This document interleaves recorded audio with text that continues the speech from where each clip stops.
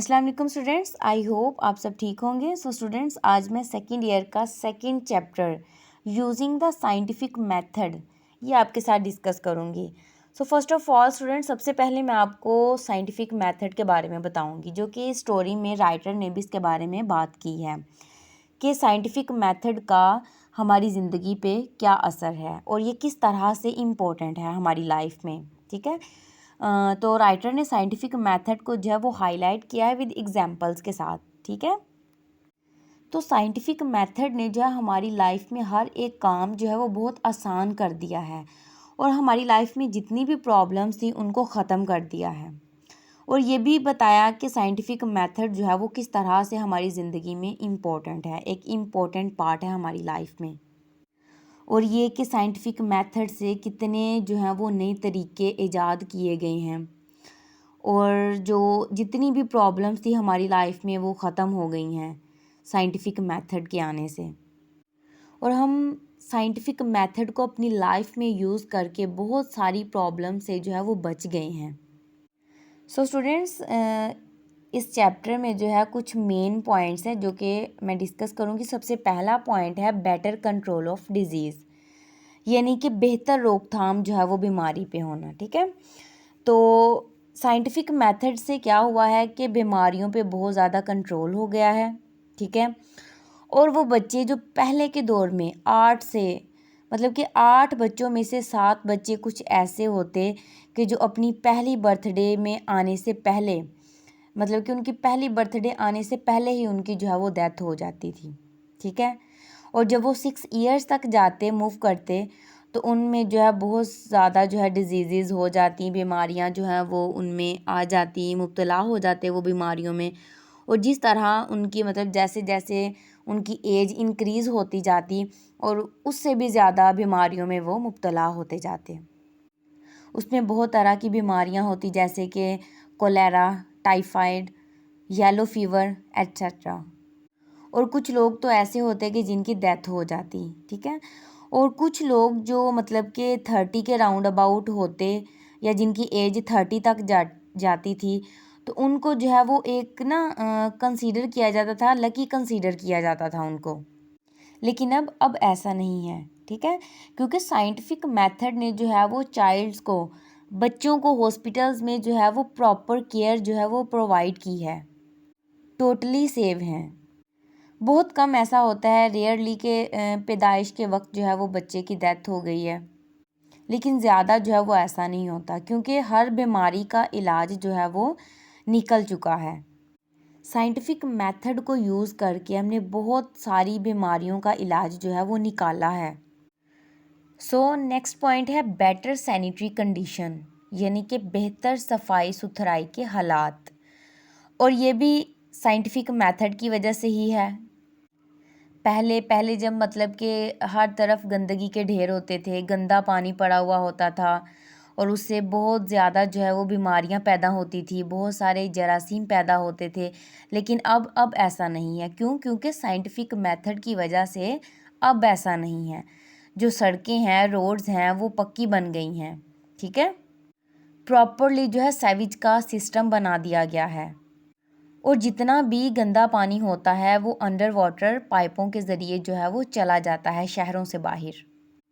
और इसी तरह हर चीज़ जो है वो साफ़ सुथरी रहती है, ज़िंदगी आसान रहती है, बीमारियां जो हैं वो कम पैदा होती हैं। और साइंटिफिक मेथड के थ्रू पानी का बहुत बड़ा जो मसला है वो हल हुआ है, क्योंकि पहले के लोग जो थे उन्हें पानी लाने के लिए काफ़ी दूर जाना पड़ता था, किसी ट्यूबवेल से, किसी कुएं से या झील से। लेकिन अब ये है कि हम 24 आवर्स पानी जो है वो हमें अवेलेबल होता है और वो भी बिल्कुल साफ़ सुथरा होता है।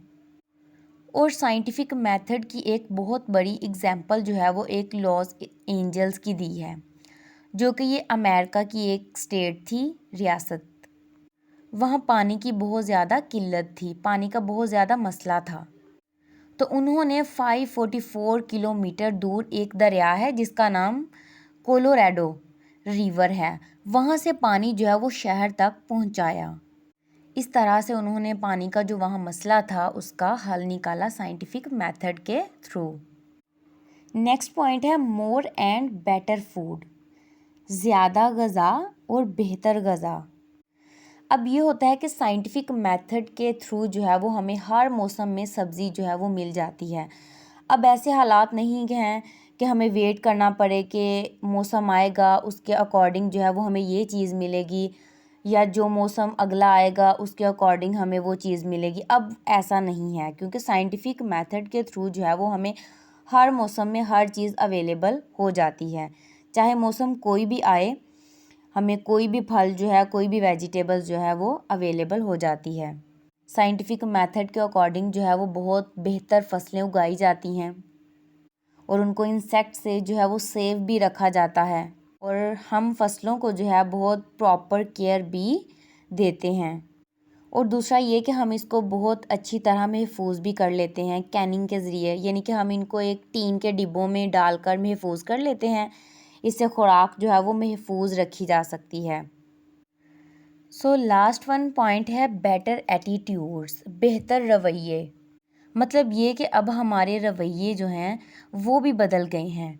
पहले ये था कि इंसान में बहुत ज़्यादा डर था, किसी चीज़ को समझता नहीं था, लेकिन अब इंसानों में इतना डर नहीं है, क्योंकि अब साइंटिफिक मेथड में मतलब कि लोग जो हैं वो अब कहते हैं कि हम तब तक नहीं किसी चीज़ को मानते जब तक हमें कोई लॉजिकल रीज़न ना सामने दी जाए। मतलब कि जब तक हमें कोई रीज़न ना दी जाए हम जो है वो कोई बात नहीं मानते।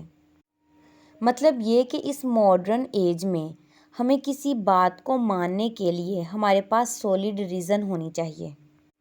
पहले ओल्ड एज में ये होता था कि मतलब कि हमारे फोर फादर्स का कहना होता था कि अगर मतलब हम कहीं पे जा रहे हैं तो अगर हमारा रास्ता किसी बिल्ली ने काट लिया तो भाई हम सफ़र नहीं करेंगे, मतलब जो काम हम करने जा रहे हैं वो अच्छा नहीं होगा, ठीक है। और घर में क्या है, अगर कोई कौवा बोलता है तो इसका क्या मतलब है कि घर में मेहमान आने वाला है। मतलब कि जो सारी तोहमात होती हैं जो हमारे फोर फादर्स की कही हुई थी पहले की, वो तब के फोर फादर्स की जो सुपरस्टिशंस थी ना वो अब नहीं है, क्योंकि अब हमें किसी भी बात को मानने के लिए जो है वो सॉलिड रीज़न जो है वो हमारे सामने होनी चाहिए। साइंटिफिक मेथड ने इन तमाम चीज़ों को रॉन्ग प्रूव किया है कि जब तक हमें लॉजिकल कोई रीज़न ना दी जाए हम यकीन नहीं करेंगे, हम बिलीव नहीं करेंगे इस पे। और ये साइंटिफिक मेथड की ही वजह से है कि हम पहले से ज़्यादा ब्रेव हैं, और ये साइंटिफिक मेथड की ही वजह से है कि हम पहले से ज़्यादा ब्रेव हैं। आई होप स्टूडेंट्स आपको इन तमाम पॉइंट्स की अच्छे से समझ आ गई होगी। कमेंट्स करके ज़रूर बताइएगा, and subscribe my YouTube channel for notification of the new videos. Thank you so much students.